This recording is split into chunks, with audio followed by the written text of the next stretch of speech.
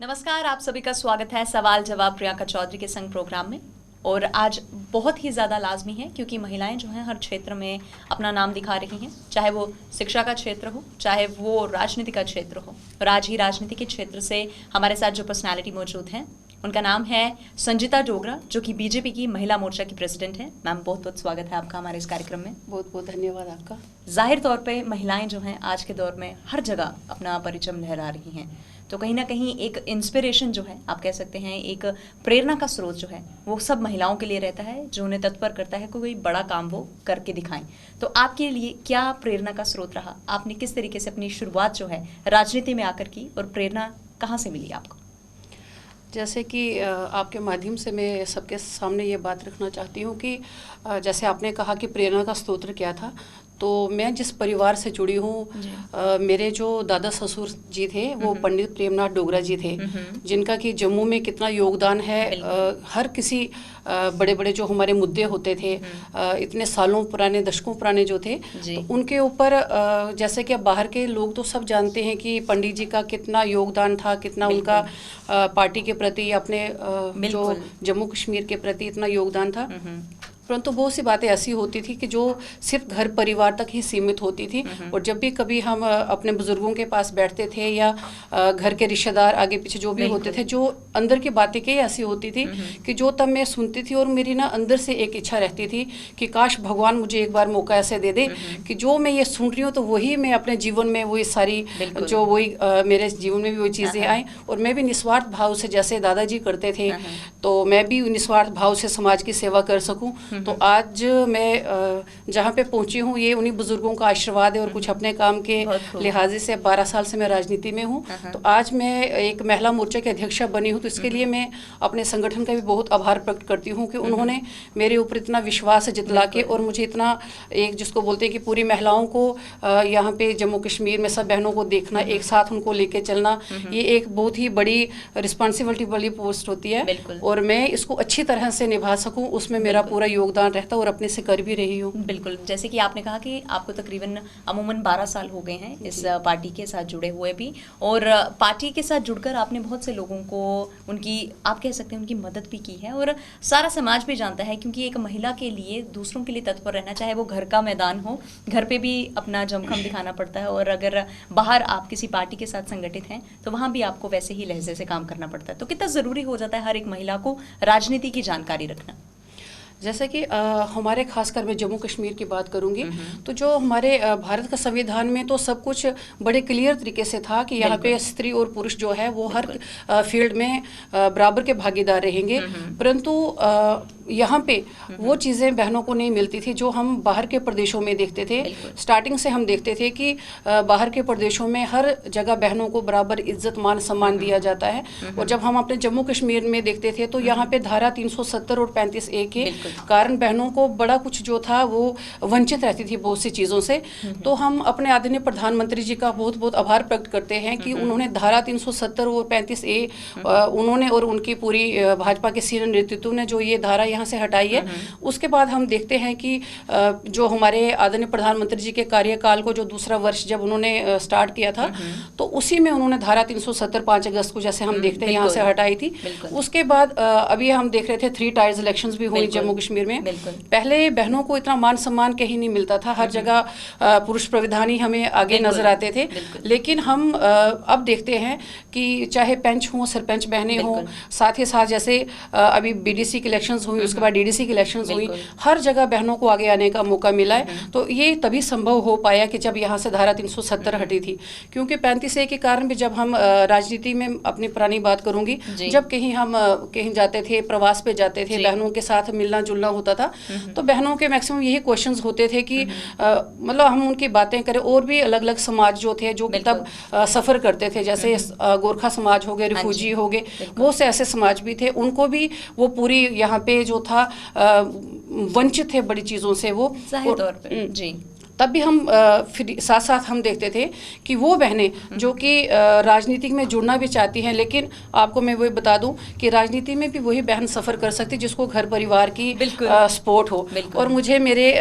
पति की, मेरे बच्चों की और मेरी फैमिली की पूरी सपोर्ट रहती थी, तभी मैं, क्योंकि उसमें समय देना भी एक बहुत बड़ा ज़रूरी काम भी है, क्योंकि देखिए जाहिर तौर पे आप कहीं भी किसी भी ऑर्गेनाइजेशन के साथ जुड़े हों, आपको अपना दायित्व जो है वो निभाना पड़ता है और समय देना, क्योंकि आज की अगर दौर की हम बात करें तो सबसे बहुमूल्य चीज़ है आप किसी को अपना समय दे रहे हैं। तो ऐसे में आपने बीजेपी पार्टी के साथ एक संज्ञान, आप कह सकते हैं आपने बीजेपी पार्टी का एक सांचा जो है वो भी अपनाया है, आप उस लहजे में ढलती हुई भी नजर आई हैं और 12 साल से लोगों की सेवा में भी तत्पर हैं। तो कितना बैलेंस बनाने की लिए ज़रूरत पड़ती है, क्योंकि घर भी आपने संभाला है और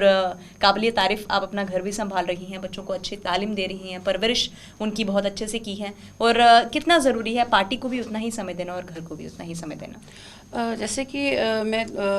बताना चाहूँगी कि हर फील्ड में आजकल हम देखते हैं, हर फील्ड में बहन, चाहे राजनीति में है कहीं और किसी भी जॉब में हम आगे देखते हैं, हर चीज़ में बहन जो है वो आगे ही दिख रही है हमें। लेकिन बहनों को भी शारीरिक विकास के साथ साथ मानसिक विकास भी जो बहुत ज़रूरी है किसी भी फील्ड में। तो महिला ही एक ऐसी है जो कि घर परिवार का काम करके भी समाज को भी पूरा टाइम देंगी और अपने जो भी उनको दायित्व मिला होता है उसके प्रति वो ईमानदारी के साथ उसको कर पाएं। ये बहनों में ही ये ज़्यादा गुण होते हैं। कई बार वो कहते भी है ना कि साल के 365 दिन एक जो होम मेकर है, एक जो घरेलू नारी है, वो बिना किसी छुट्टी के, बिना किसी तनख्वाह के, बिना किसी बोनस के अपने उस कार्य को निपुणता से निभाती हुई नजर आ रही है। और साल के 365 दिन हर एक व्यक्ति को छुट्टी होती है, चाहे वो एतवार की ही हो। और कहने में भी आता है कि जो मर्द हैं वो पूरा हफ्ता काम करके एतवार को छुट्टी मना रहे होते हैं और औरतें राजमा बना रही होती हैं एतवार को। बिल्कुल सही तो कहा। ऐसे में आपका पार्टी की तरफ रुझान रखना, तो फैमिली में भी सपोर्ट है, तो कितना ज़्यादा ज़रूरी हो जाएगा महिलाओं के लिए जागरूकता लाना आज के दौर में। जैसे कि बहुत बार हम देखते हैं कि हमारे जब बहनों की बात आती है तो बहुत बार लोग बोलते हैं कि भाई वो बहन इस फील्ड में है, वो इस फील्ड में है। तो अगर इनकम सोर्स भी बहन का कहीं ना कहीं से हो तो बोलने में आता है कि भाई उसको ज़्यादा इज्जत मान दिया जाता घर परिवार में, उसको कहीं हिंसा का शिकार नहीं बनना पड़ता। लेकिन मैं यही कहना चाहूँगी कि जो बहन अगर हाउस वाइफ है तो उसको भी बराबर उतना ही इज्जत मान जो है वो मिलना चाहिए, क्योंकि वो भी तो एक बिना सैलरी के सुबह से लेकर शाम तक जो, जैसे आपने कहा कि इतना काम कर रही होती हैं, तो वो भी इज्जत मान की पूरी हकदार है, उनको भी पूरा इज्जत मान दिया जाना चाहिए। खासकर जैसे हम महिलाओं की बात करते हैं तो हम तो वैसे ही महिलाओं को पूजनीय देवी माता का रूप मानते हैं। तो इसीलिए मेरी तो यही रहती है कि भाई जो भी जिस फील्ड में बहन है उसको बराबर इज्जत मान और सम्मान दिया जाना चाहिए। पूरा दिन अगर बहन घर में भी अगर जैसे कोई काम कर रही होती है तो पुरुष उसके दो लफ्ज़ों में अगर तारीफ ही कर दे किसी चीज़ की या बच्चा थोड़ा सा बोल दे तो वो उसी में खुश हो जाती है। वो ये भूल जाती है कि मेरे को सुबह से कितना काम करना पड़ा या अभी मैं ठीक नहीं। वो मतलब अपने परिवार की किसी भी खुशी के लिए अपना दर्द बिल्कुल भूल जाती है कोई भी महिला, और झट से अपने जो काम हो परिवार के उनमें मशरूफ हो जाती है। बिल्कुल जाहिर तौर पे इन्होंने बहुत खूब कहा है कि एक महिला को सिर्फ अपने जीवन में दो शब्द, दो प्यार भरे शब्द जो हैं वो अपनी फैमिली से चाहिए या समाज से चाहिए, उससे ज़्यादा ना ही उसकी इच्छाएं हैं ना ही उसकी ख्वाहिशें हैं। तो कितना ज़रूरी हो जाता है संजिता जी। देखिए आज के दौर में महिलाएं जो हैं हर फील्ड में हैं, हमने देखा भी है, पायलट भी हैं, आर्मी का रुख भी कर रही हैं, शिक्षा और बैंकिंग के सेक्टर में एक दौर था जब महिलाएं थी, लेकिन अब हर एक क्षेत्र में अपना नाम वो बना रही हैं। तो लाजिम तौर पे कहीं ना कहीं चुनौतियों का सामना तो हर दिन देखने को मिल रहा है। तो ऐसे में बढ़ता हुआ क्राइम जो है वो भी उनकी तरफ जो है वो अग्रसर है। ऐसे में महिलाओं के लिए सेफ्टी को लेकर या फिर आप कह सकते हैं कि उसके प्रावधान जो हैं या फिर उसके प्रबंध जो हैं वो कितने चाक चौबंद होने चाहिए, और जितनी भी सरकारें हैं उनकी क्या आप कह सकते हैं वो कितने तत्पर रहने चाहिए ताकि महिलाओं को कोई भी आगे चल के किसी भी किस्म की कोई परेशानी ना हो। जैसे कि आपने ये क्वेश्चन बड़ा अच्छा पूछा है। इसमें क्या होता है कि जैसे भी अभी कहीं हमने कोई बड़ी मंजिल ही बनानी हो तो हम बोलते हैं कि भाई उसकी नींव जो है वो स्ट्रांग होनी चाहिए, तभी उसके ऊपर ज़्यादा से ज़्यादा हम मंजिल जो वो खड़ी कर सकते हैं। इसी तरह से अगर एक घर में माँ बहन बेटी जो भी है अगर वो शिक्षित है तो वो शिक्षा का पहला अध्याय घर से ही शुरू होता है। अगर एक बहन पढ़ी लिखी होगी तो बहन को भी चाहिए कि शुरू से अपने बच्चों को इस प्रकार की शिक्षा दे, बेटा और बेटी बेटी में कोई ज़्यादा अंतर ना समझ के बेटे को भी बोलें कि भाई आपकी ये जो बहन है ये हर फील्ड में आगे निकल सकती है, और बेटी को भी शुरू से ऐसा उन्होंने बच्ची का माइंड ऐसा बनाना चाहिए कि आप कुछ भी कर सकते हो, कोई भी काम ऐसा इम्पॉसिबल नहीं है जो कि एक लड़की नहीं कर सकती। और आजकल हम देखते हैं कि हमारे जम्मू में ही एक बहन अभी पायलट बनी है, और उसके साथ साथ ही एक कठुआ डिस्ट्रिक्ट की बहन है जो कि एक वाहन चालक बनी है, इतना भारी व्हीकल जो है वो चला रही है। तो ये तो छोटी छोटी एग्जाम्पल है। उसके बाद IT की जब वो सीटें निकली उसमें भी लड़कियां सबसे ज़्यादा। हाँ, तो बोलने का मतलब ये है कि अब वो वाला टाइम थोड़ा निकल गया है। आजकल बहनें जो हैं वो बिल्कुल अपने भाइयों के साथ कंधा से कंधे मिला के मतलब हर फील्ड में आगे हैं। बल्कि मैं तो ये कहती हूँ कि आने वाले दिनों में महिलाएं आगे निकलेंगी पुरुषों से। ज़रूरी नहीं कि वो बराबर उनके साथ हों, वो जिस तरीके से हर फील्ड में आगे आ रही हैं तो वो दिन दूर नहीं कि महिला जो है पुरुष के मतलब कंपैरिजन उनसे आगे निकलेंगी हर फील्ड में। तौर पे वो समय अब दूर नहीं है, क्योंकि जिस तरह से महिलाएं अपना जमखम दुनिया में अपना परचम लहरा रही हैं तो दिन वो नज़दीक ही आ रहा है, क्योंकि ये लाजिम तौर पे एक जो सपना था वो कामयाब होता हुआ नजर आ रहा है। तो कहीं ना कहीं संजीदा जी, ये तो बात थी महिलाओं को लेकर, आपने किस तरीके से अपना कार्य भी संभाला है, एक पदभार है, उसकी जिम्मेदारी है आपके कंधों पर। तो अपने साथ जुड़ी जितनी भी महिलाएं हैं, यही तो बहुत आप पर भी एक जिम्मेदारी है कि किस तरीके से महिलाओं को अपनी पार्टी के साथ जोड़ना है। खासतौर पे घरेलू महिलाएं जो होती हैं उनको अवेयर करना कि बीजेपी पार्टी है क्या, उनकी क्या नीतियां हैं, क्या रणनीतियां हैं। तो महिलाओं को जोड़ने के लिए किस तरह की नीतियां आप बनाती हैं, किस तरीके से आप अपने कार्य प्रणाली को एक सुचारू ढंग से चलाती हैं ताकि ज़्यादा से ज़्यादा लोग जो हैं वो बीजेपी में रुक कर सकें। जैसे कि एक घर परिवार में ही 4-6 बहनें जब मिलती हैं, दरानियाँ जेठानियाँ नंदे जो भी होता है आपस में, तो वहाँ पे ही तालमेल बनाना थोड़ा मुश्किल हो जाता है। परंतु भाजपा का हमारा जो परिवार है उसमें अभी हमारे साथ हज़ारों बहनें जुड़ी हैं, तो सभी बहनों को एक साथ लेके चलना और सबको कहीं ग्रुपिज्म ना होने देना, ये एक बड़ा इसमें अहम रोल रहता है, एक खासकर जो प्रदेश के अध्यक्षा हो। क्योंकि अभी मेरे साथ अगर हज़ारों बहनें जुड़ी हैं तो मेरा यही होता है कि जब किसी परिवार में छोटी कोई जैसे घर परिवार में छोटी कोई बात होती है तो घर का मुखिया उसको बड़े प्यार से हैंडल करते हैं और उनको बिल्कुल सीधे रास्ते लाते हैं। सेम वही रोल मुझे भी यहाँ निभाना पड़ता है कि अगर इतने प्रदेश के हज़ारों बहनें अगर अभी जुड़ी हैं तो कहीं ना कहीं उनको भी मेरे से कुछ ना कुछ प्रेरणा मिलती है, जबकि वो बोलती हैं कुछ ऐसा। तो मेरा भी यही रहता है कि हर किसी बहन को उनकी बातें सुन के यहाँ के वहाँ ना करके उनको बड़े प्यार के साथ मोटिवेट करके और ग्रुपिज्म ना होने दूँ, और पूरा हम एक जितनी भी बहनें हैं हम एकजुट होकर अपने संगठन को, अपने पार्टी को ज़्यादा से ज़्यादा हम इसको मजबूत कर सके। मेरा यही प्रयास रहता है और इसीलिए मैं जी जान से जो है अपने इस काम में जुटी होती हूँ। तो मुझे मेरे पति का पूर्ण सहयोग है, तभी मैं पार्टी को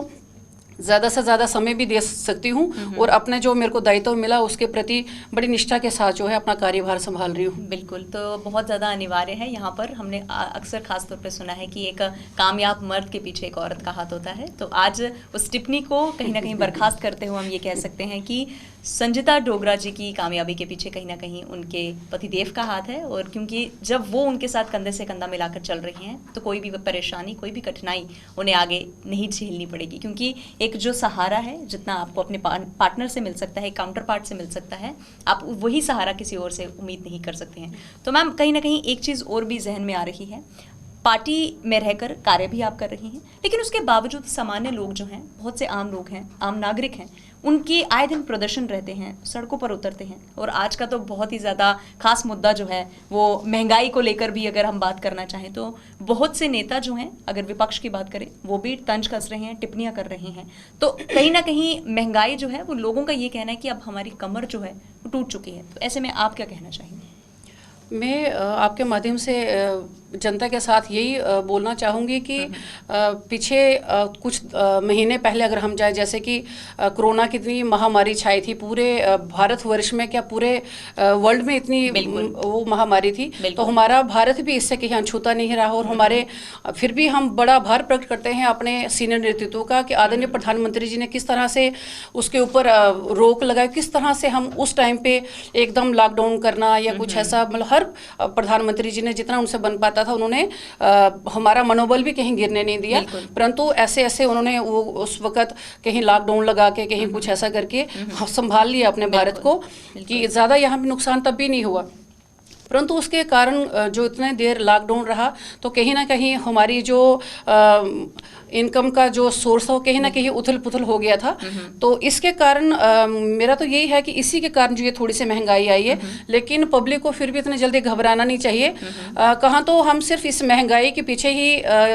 मतलब यही सोचते हैं कि आज पेट्रोल महंगा हुआ, आज गैस सिलेंडर महंगा हुआ। इन चीज़ों से ऊपर उठ के हमने ये देखना है कि कहाँ तो 70 साल अगर हम पीछे जाएं दूसरी सरकारों को देखें, तब हमारे भारत कहाँ पे था। हमारा भारत बिल्कुल कितना नीचे इसका वो इन्होंने कांग्रेस वालों ने इसकी हालत ही खराब कर दी थी उस समय। तो आदरणीय प्रधानमंत्री जी जब से आए हैं उसके बाद ही हम देख रहे हैं कि कैसे वो चाइना कैसे उनसे डर रहा है, कैसे पाकिस्तान, वो किसी से छुपा नहीं है हर चीज़। तो बोलने का मतलब ये है कि ऊपर उठ के देखो कि और कितनी कितनी चीज़ों का फायदा हुआ है। तो ये महंगाई जो है सिर्फ लॉकडाउन कोरोना के कारण जो हमारी आर्थिक व्यवस्था थोड़ी उथल पुथल हुई थी उसके कारण ये चीज़ है। लेकिन हमारे जितने भी सीनियर नेतृत्व है या प्रधानमंत्री जी, उनको हर चीज़ की चिंता है और आने वाले दिनों में जब थोड़ा कहीं इसका बैलेंस बनेगा तो अवश्य जो जितनी महंगाई है वो दोबारा कम हो जाएगी, इसका हमें पूर्ण विश्वास है। चलिए, कहीं ना कहीं लोगों के हृदय में एक चिंता का विषय जो था वो भी बना हुआ था, क्योंकि महंगाई से उनकी कमर जो है वो टूट चुकी है। उनका भी यही कहना है कि रोज़ बढ़ती महंगाई से अब उन्हें समझ नहीं आ रहा है कि वो अपने घर का चूल्हा चौखा जो है वो कैसे चलाएं। तो वाजिब तौर पर संजीदा डोगरा जी ने भी कहा है कि कहीं ना कहीं ये अटकलें जो देखने को मिल रही हैं, ये जो महंगाई जो देखने को मिल रही है, ये आने वाला समय ऐसा हो सकता है कि शायद ये कम हो जाए। तो कहीं ना कहीं संभावना जो है वो जताई जा रही है। तो एक चीज़ और लाजमी है, कहीं ना कहीं जाते जाते हमारे दर्शकों को क्या संदेश देना चाहेंगी, जो बीजेपी पार्टी का अमूल्य और बहुमूल्य संदेश है, आप क्या देना चाहेंगी?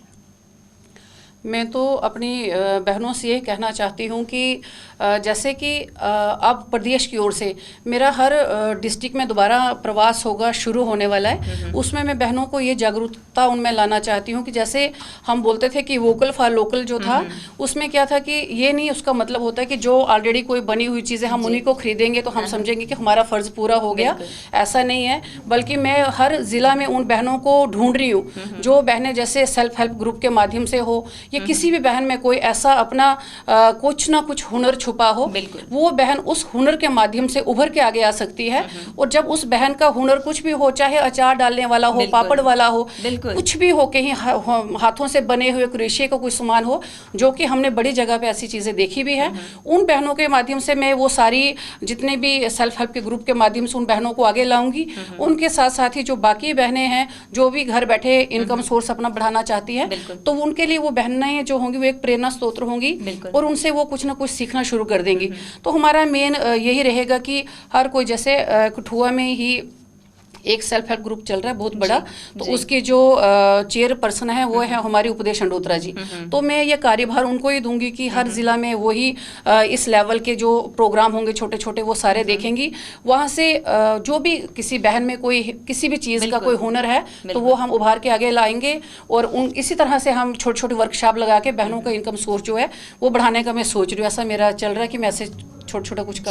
आपसे मेरा सवाल संजीदा जी ये भी रहेगा, क्योंकि लास्ट जो 2020 था वो काली छाया कोरोना के बीच में सभी ने निकाला है, तो ऐसे में आपकी पार्टी से जुड़ी जितनी भी तमाम महिलाएं हैं उन्होंने क्या योगदान दिया, किस तरीके से लोगों की मदद की और क्या क्या उनके कार्य रहे लॉकडाउन की ड्यूरेशन में और पूरे इस 2020 की काली छाया जो कि कोरोना की सब व्यक्तियों पर पड़ी है, पूरे विश्व पर पड़ी है, और ऐसे में आपकी पार्टी की तरफ से, आपकी महिला मोर्चा की पूरी संगठन की तरफ से क्या क्या योगदान रहे हैं? इसमें मैं तो अपनी जितनी भी भारतीय जनता पार्टी की महिलाएं मेरे साथ जुड़ी हैं, मैं उनका अपने दिल की गहराइयों से बहुत बहुत धन्यवाद भी करती हूं और उनका मतलब उनको शाबाशी भी देती हूं कि एक साइड हमारे आदरणीय प्रधानमंत्री जी हमारे मनोबल बढ़ाने की उसमें लगे हुए थे कि कहीं हमारा मनोबल गिरे ना, क्योंकि हमारा उस वक्त मानसिक संतुलन भी बनाए रखना बहुत ज़रूरी था, क्योंकि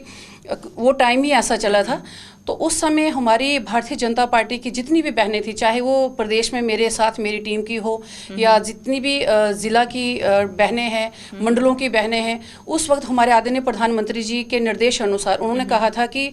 इस टाइम पे महिला मोर्चे की बहनों को उन्होंने फेस कवर बनाने के लिए कहा था, वो भी मतलब हाथों से बने हुए। तो हमारी बहनों ने लाखों की संख्या में खुद वो फेस कवर उन्होंने खुद बनाए भी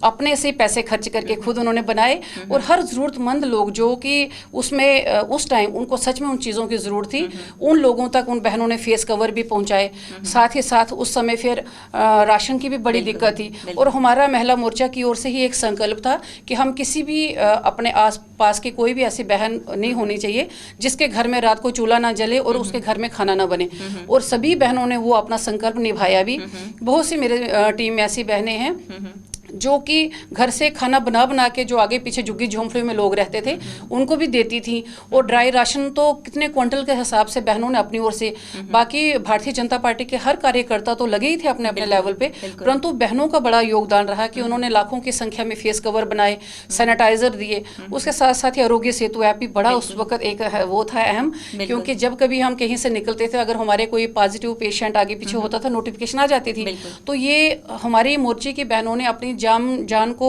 जोखिम में डाल के, जान की परवाह न करते हुए भी, क्योंकि मैं ही उनको समझाती थी कि इस समय हिम्मत नहीं हारना, और जितनी हमसे सेवा बन पाए पब्लिक की तो वो करनी है। उसी तरह वो फेस कवर लगा के, सैनिटाइजर खुद हाथ में लग के, तो हर समाज के हर घर में खुद जाके उनके फ़ोनों में ऐप जो थे वो डाउनलोड करवाती थी, मतलब ईमानदारी के साथ। और उसके बाद जब प्रधानमंत्री केयर फंड की बात आई, तब भी बहनों ने जो अपने से कहीं घर परिवार से थोड़ी सी कहीं पॉकेट मनी रखी भी होती बहनों ने, तो रत्ती भर भी उन बहनों ने संकोच नहीं किया, और वो जितना उनकी यथाशक्ति थी वो भी केयर फंड में अपनी तरफ से योगदान दिया।